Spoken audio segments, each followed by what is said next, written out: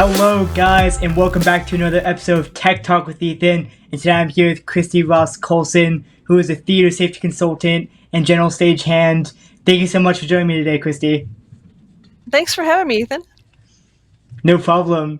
Before we get started here, we're going to play a little game called Spin the Wheel of Ethan. So let's spin that wheel. What's going to land on?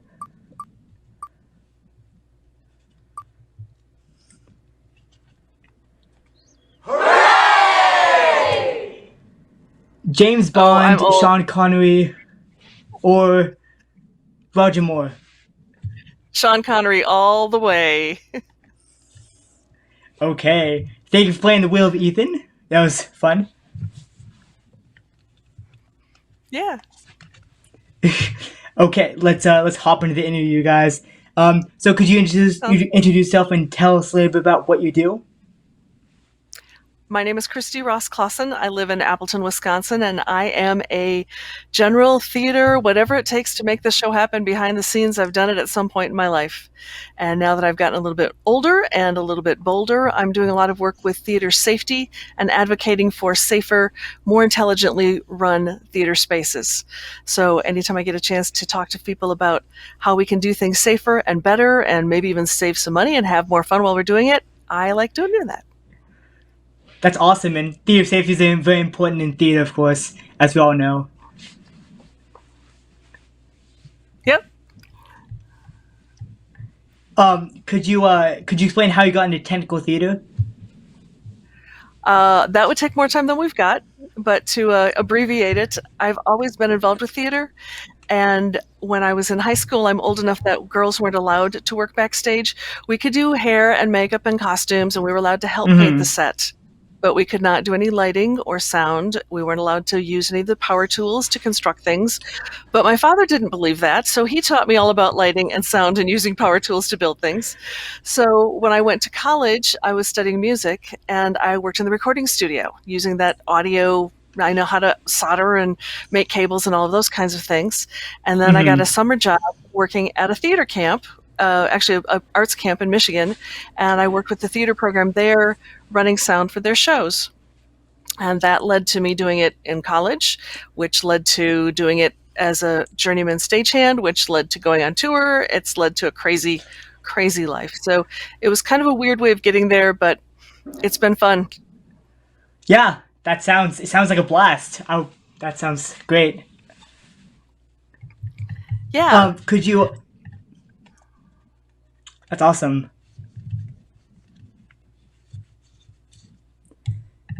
So that's really interesting how that girls couldn't use it, be in technical theater, that's a stage crew. Yeah, there was actually a federal law that changed right about the time that I was in high school that made it impossible for schools to stop that anymore. So now we have equal rights and we've made things more available. I wish that more school theater sound booths and tech booths were available for kids that have physical handicaps. But we're doing a lot better with that as far as saying, yeah, you want to learn how to do tech theater, come on backstage, we'll help you do it. Yeah, exactly. If you're interested in technical theater, right? Like, you go backstage and you see what's up, right? You ask and that's how you get into it. Right. Yep. Definitely. You're also a stagehand with IATSE, which is a union affiliation. Yep. So the IATSE, the International Alliance of Theatrical Stage Employees, is the union for professional stagehands in the United States, Canada, and their affiliated territories, so like Puerto Rico and Guam. So to become a stagehand for the IA, it depends upon where you live and what kind of craft you're doing within the IATSE. So some places like Chicago, their wardrobe and costume people are in a separate group from their lighting people.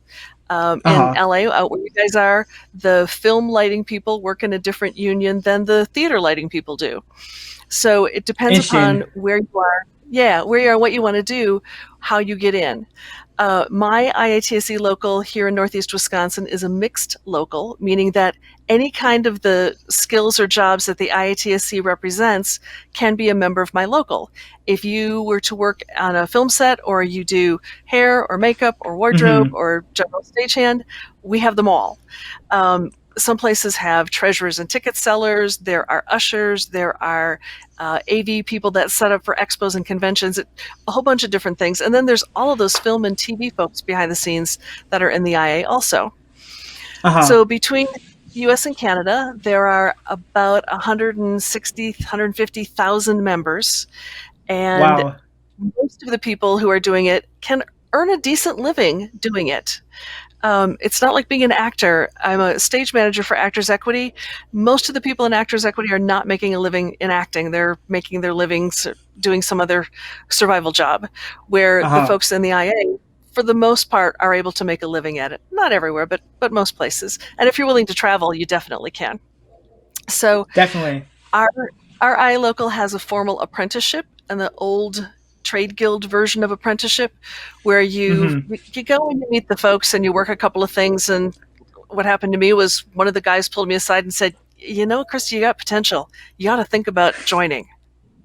I'm like, Uh-huh. I just walked in this building this morning. I have no clue what you're talking about. Yeah. But he gave me some really good advice. He told me that because you're a girl, don't let somebody tell you can't do something. And he told me to keep my brain occupied, because smart people tend to get in trouble if their brains aren't occupied. And That's true. pulled out a paperback novel from his back pocket and said, I put these books around. Like, yeah, like I'd get fired if I were reading on the job. I know better. Uh-huh. Um, but some shows we do have the time to do that. And the other Mm-hmm. thing he told me was, the more things you can do, the more theater work you can accept, and the less other stuff you have to do. So in Uh-huh. my 30 years now in the business, I've literally done it all backstage. I've stage managed for heads of state, and I have scraped gum up off the floor, and I've helped a 3-year-old making their tap dance world debut who just peed their pants. And it's all crazy, and it's all different every day. So that's how the IA Yeah. works, at least on the stage side, and how you can get into it. I know you'd asked me to talk about that a little bit more when we were talking about Yeah. what you wanted to cover. So Uh-huh. excuse me for rambling on a bit there. No, no, it's great, and that's really interesting. That I mean, you've done everything, and that's kind of what you have to do, right? In technical theater, you try things, and if you don't like them, you move on to the next job. Exactly. Exactly. And because I live in an area of the country that's not known for having professional theater, it's funny because I'm a Mm-hmm. member of Actors Equity, but the closest equity theater is about 100 miles away. So by being able to do a variety of things, I've been able to keep a reasonably good income coming in. I own my own house, my bills are Mm-hmm. paid. I'm not rich by any means, but I'm also not owing a whole lot of people. And Yeah, I've met some amazing folks. Like I get to meet and talk with you now, so it's all cool. definitely, for sure. Well, thank you for coming on the show. I really appreciate it. So for IATSE, you have to pay. I'm guessing to be in that union. There's a membership fee to join, which is Uh your huh. basic initiation fee. And that again depends upon which IA local that you join. So for ours, I think it's about $200 or so. And it's not like you have to write out a check for that all at one time. They give you some time to pay Mm-hmm. it. And then once you're a member, you pay quarterly dues, which for the IA, again, they vary depending upon which local. But ours, Uh I think, huh. are about, I don't know, $75, $80 a quarter or so. And then a Okay. small percent of what you earn beyond that goes for the day-to-day expenses of running the hiring hall, which is the entity that actually makes the phone calls and takes care of the paperwork so that you know where to show up, what tools to bring, who else is working there, that kind of stuff. So Mm. there's multiple layers of that. So the quarterly dues, a large portion of that goes to the international IA for them to do the things that they do, the Uh huh. nationwide organizing, and we've got a huge training capabilities that are available. That's from the national dues. And then my local stuff is from that little smidgen percentage of my regular paychecks. Yeah, that's great. So you said so okay. Does being in a union limit you to certain shows, or can you work any show? Well, for the IA, I can work any show, as long Okay. as I talk to my business agent and say, hey, I got offered to go and do this show, and I can't work for less than what they would pay if I were working for the IA, but I can certainly work for more and often do. Mm-hmm. Actors Equity, though, is different. Because I'm an equity member, I cannot go and be an actress unless it's for an equity company or equity signatory working under an equity contract. And I am a mediocre, crappy actress, so that's okay with me. And as Yeah. far as the stage management stuff goes, it's kind of a mixed bag, because if it's stage managing something that it's not typically an equity kind of thing. Uh-huh. Like I did an event for a head of state. It's not a theater show. It was a private Yeah. event, invitation only, Secret Service and all of that kind of stuff. Yeah. That was not equity and didn't have to be. But if I were to do our local community theater in town here wanted me to come and stage manage their show, I'd have to get under an equity contract for that. And equity has a mechanism called a memorandum of understanding that makes it easy for theater companies to be able to do that. So Okay. the answer is it depends on the local and the job as to whether I can work for a non-union job. Okay. And I do some work, some independent work. The safety inspection things that I do, most of that is independent work. That's not really covered by the union. I've been a teacher. When you're a teacher, you automatically get thrown in the union. That's a whole nother discussion that requires adult beverages, and you're not quite that old. But yeah, to say it depends is probably the most accurate answer. Okay. That's fair. Okay. So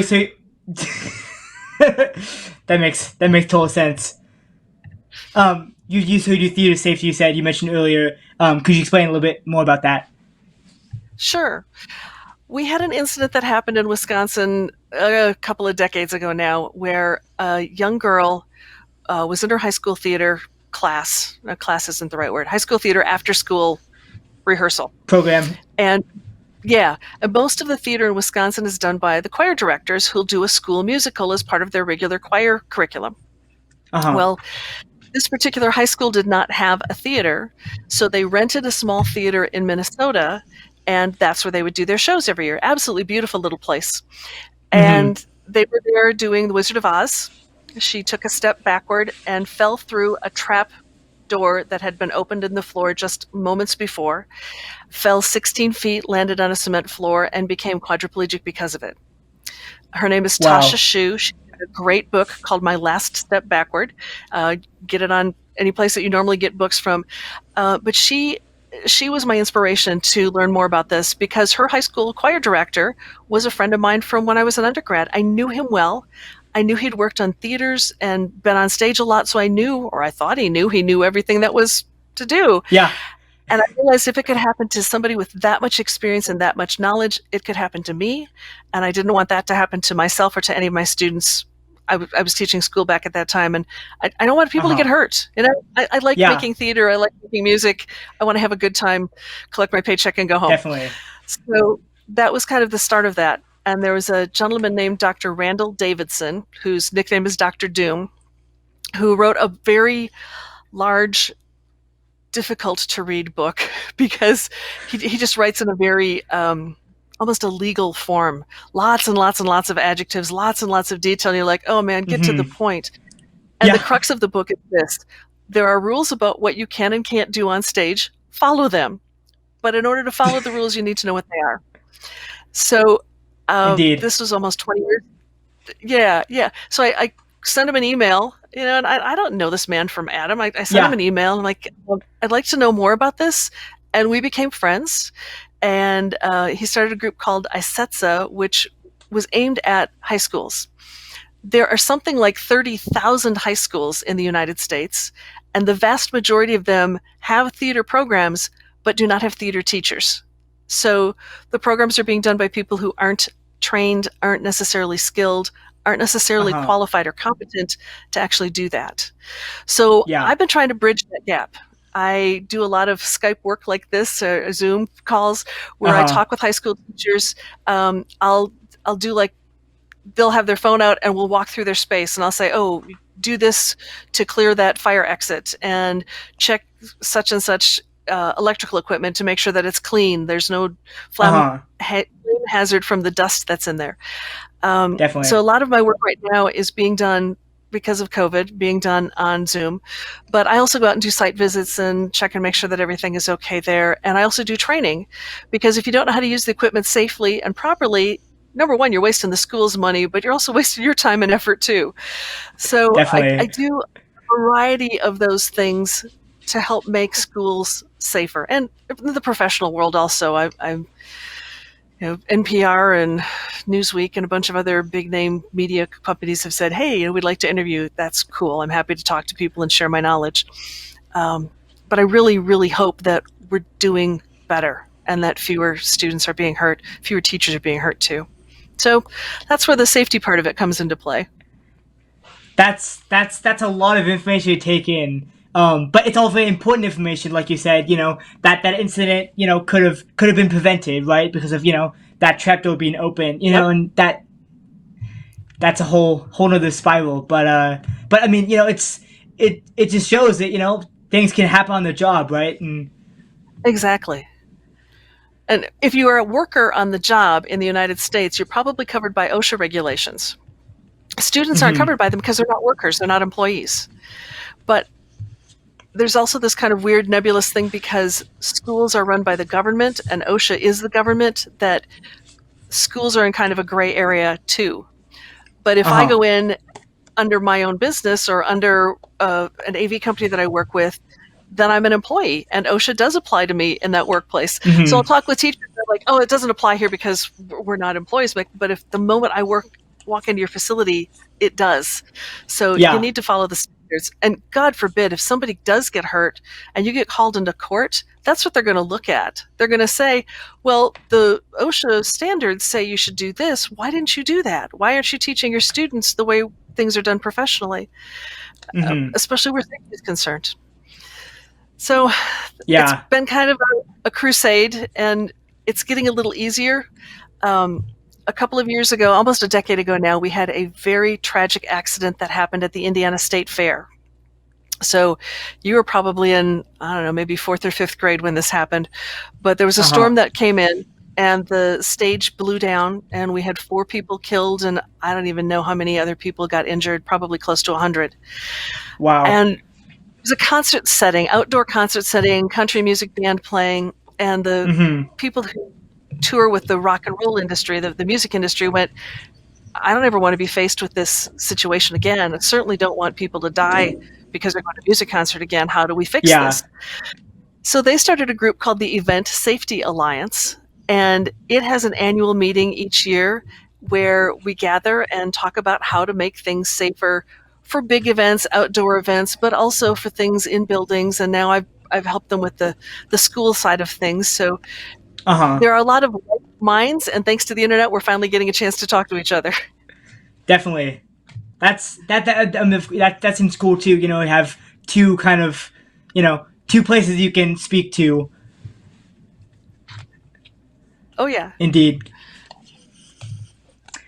So he said, so when you walk into a theater, he said like my age and younger are not under that OSHA protection, right? What, like once you turn 18, does that apply? It's not because of age, it's because of whether you're an employee or not. So if you're 14 years old and you're working at a fast food restaurant, you are covered. Okay. But if you're employed, that's it. Yeah, it's if you're an employee. There are schools, really smart schools, especially the ones that have a really nice PAC kind of layout, will hire their kids on a part-time basis, an on-call basis. So like, let's say the local, I don't know, Optimist Club. It's Optimist Day today. Let's plug the Optimists. The Optimist Club wants to rent the high school auditorium to do their show, and they need somebody to handle microphones and to bring out a chair and a bottle of water, which is a props thing. And you need somebody to run the lighting and the sound, of course. So a school teacher can't do all of that. You can't split yourself or clone yourself and make all things happen. So a smart school district will put their kids on payroll and hire them as theater technicians, earning a little money, goes to that school to work philosophy that we want K-12 schools to do. And then in that case, the student, even though they're at their own school, because they're on payroll as an employee, would be covered by OSHA. Talk about hair-splitting crazy laws we have in this country. But yeah, that's how it works. That's a lot to grasp there. But I mean, that's really interesting, right? Like how you, it doesn't matter about age, right? You have to be an employee of, so that's like anything. Like you'd be employed and get paid a paycheck. Yes. So if I'm the volunteer usher at the PAC, I'm not covered. But if Okay, I got it. am being paid, I'm covered. Okay, that's that's there's so much that I had not didn't even know, right? And you brought that info, and that's really amazing. So thank you for that. Great. You've toured with some companies, or with some shows around the world. I did. I did. In this crazy life that I've lived as an IA stagehand, I went out on tour as the front light operator, which means I'm running spotlights for Mamma Mm-hmm. Mia, Priscilla, Queen of the Desert, which I took to Pantages right down the road from you, and Warhorse. And they're such three very different shows, and I learned different things on each of them.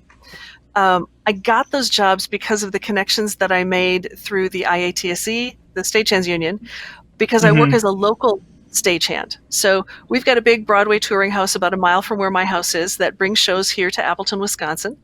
And you meet people as they tour shows in, and you learn how the things go together. A lot of it is similar, even though the shows are very, very different. So the lighting Mm-hmm. trusses are typically put together in the same way, and the sound rigs are typically put together in the same way. And most of the sets that come in have a portable stage that's a separate deck that's about 8 to 10 inches thick so that the performer's legs are protected, because not all theaters have flat stages, so we give them a flat stage Yeah. to work on. So you learn how all of the different pieces go together, and then when you've got that skill set developed, um, somebody will go, "Hey, you want to go on a tour?" And you go, "Yeah." And the next thing you know, you have 2 suitcases, no more than 100 pounds, and a backpack, and off you go. It was fabulous. I learned so much. I traveled coast to coast, United States, all across Canada, made friends that I will have forever. My husband's also toured. He went to Asia on his tours also. I've got friends who've toured Wow. Europe, Australia. I got a friend who's directing Beetlejuice in Australia right now, Japan, pretty much you name it. I haven't heard of anything going to Antarctica or the Arctic, and that's probably okay. But everywhere else, we're taking Cold. care. Too cold in Antarctica for a theater. I mean, I'm guessing there is, right? Like, there's theater Oh, everywhere. yeah. No. Yes. Yes. Well, it changes in different places because different countries do things, but pretty much everybody loves a Broadway musical. And when you roll into town and you've got one of those big, I call them the sweaty chorus boy numbers, where you got a stage full of people tapping their hearts out with big smiling faces, it's hard to sit in the audience and feel sad. You're bringing Definitely. joy to people. Mamma It Mia, especially exactly. because, yeah, the ABBA, the band comes out of Sweden, Uh huh. so worldwide people know that music. And we took it to Canadian hockey arenas. 8,000 people sitting in a hockey arena watching a show that was put together on a portable stage, portable everything brought in to do this. Oh wow. Not even bells and whistles like we normally could do it in a regular proscenium theater. But I have Mm-hmm. video of people standing up and dancing in the aisles and waving along and singing along, and you just it doesn't happen anywhere else. And the exuberance and joy that you bring to people by bringing that show to their tiny town in Western Canada at their Mm-hmm. hockey rink, you Yeah. can't duplicate that. No. Yeah. That. I mean, that's the magic of theater, right? Is you can bring it. Yeah, You enjoy people. It's entertainment, and people love entertainment, and that's why we're in this business, right? exactly. To Exactly. entertain. Yep. And then on the opposite side of that spectrum, Warhorse is, I've described it as the best TYA show, the best theater for young audiences show ever, because it came from a book that was aimed at kids. Mm-hmm. And we did a evening show in a city that has a large number of military retirees, and they took the Thursday night show, and it was all people from the local base who were there. And my job for that was running a spotlight sitting on top of a tower 26 feet in the air at the proscenium line. So I'm Oh on wow. stage on the right corner of the stage, 2 stories up in the air. And don't worry, I had a fall arrest system on. I couldn't have gotten hurt. But where I'm up there, I can see everything going on stage, but I can also see almost all of the audience. And the show Warhorse is about what happened in World War I, and it's pretty intense. It's emotionally intense. A horse gets stabbed, people get shot. It's war. And to look Yeah. out in the audience and see those men and women, those service people out there who personally knew the horrors of war, watching it on stage. And you see this very gruff-looking, distinguished gentleman with gray hair in the front row, tears streaming down his face. And his wife just takes her hand over and pats his knee like, it's okay, I understand. And, so I go from the crazy, yay exuberance of Mamma Mia to the gut-wrenching depression of war in Warhorse in the span of 3 years. Yeah, that's kind of a rough transition, right? Because you're going from gung ho, to solemn and destitute. Yeah. Which that's theater. That's what we do. It's the joy exactly. When you toured. When you toured, did you have a favorite destination you stopped at? I have several. The one that's top of my list to go back to is Memphis, Tennessee.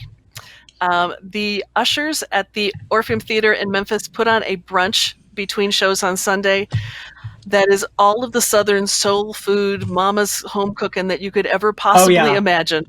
And the theater itself is great too. The staff there is wonderful. I've loved it every time I've gone through. But that meal is legendary, and you can't buy a ticket for it. It's so good and so much fun. And just the city of Memphis is a great place anyway, with all the music and things going on. I love Seattle just because it's Seattle. It's pretty cool. Boston, I got to do a lot of the historical things. Here in Appleton, when people come here, we try to make sure that they feel comfortable, because Appleton is not a big city by any stretch of the imagination, but it's also very safe, and it's in an expensive place, so they can go out and have a fancy dinner and save some money. We've got a beautiful river flowing through, and there's a river walk that they enjoy. And because people tend to stay on tour and come through the same cities year after year after year, you get to know them, and it becomes extended family. There are about 250 cities in the U.S. that host Broadway tours, either the one-nighters or the split weeks or single weeks or multi-weeks.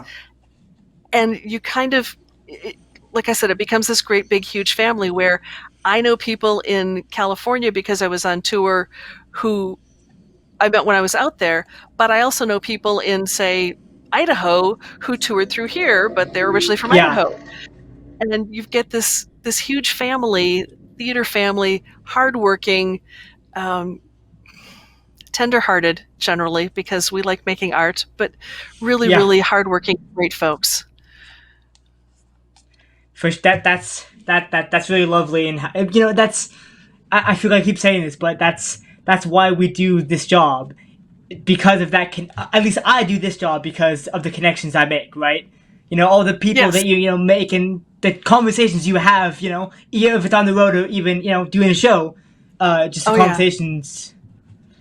I've had lots of good conversations, like this one. I was in a city, and because I was the spotlight operator, I would typically be in the elevator. I have to go through the audience to get to the elevator to get up where the spot booth is in a lot of theaters. So I would often meet audience members in the elevator. And I was in one city where there was this little boy and young parents, and little boy's holding onto mom's hand. And I said, "Oh, is this your first show?" And the little boy got all shy, and the mom says, "Yeah, and we feel really bad because we're in the very, very back row. That's the only tickets we could afford. They were $25 a person, and it's a lot of money for us to go. We really couldn't afford it." But he kept seeing the signs, the billboards for Mamma Mia around town, and we just had to take him. And the little boy thought he was going to see Mamma Mia in the movie theater, did not realize that it was live performers. So I came down at intermission to use the restroom, and I see this little boy, his name is Henry, standing on the chair, facing the back of the chair, jumping up and down, just ecstatic. And he starts screaming, Kristi, there's real live people on stage singing and dancing. Real live people. That's funny. It was just so exuberant. And so when I'd be on the road and we'd have a crappy day, because occasionally you have a crappy day with any job, I'd think about Henry, this little boy, and go, I'm doing this for Henry. And Henry right now would probably be about 16. So Henry, if you're listening, find me. You'll be able to find me on the internet easy enough. My last name is unique. Find me. I'd love to know how you're doing. See, I think that's a great place to wrap it up right there. But thank you. It was just the love and connection, is amazing, and that's why you're in this business, to bring that love and connection. Yep. I want people to make great art, make it safely, be able to do it again tomorrow, be able to tell their kids and grandkids about it, and have them do the exact same thing. Well, thank you so much, Kristi, for joining me today. It was a pleasure talking to you. And thank you guys for tuning into Tech Talk with Ethan. Thanks for having me, Ethan. This has been a lot of fun.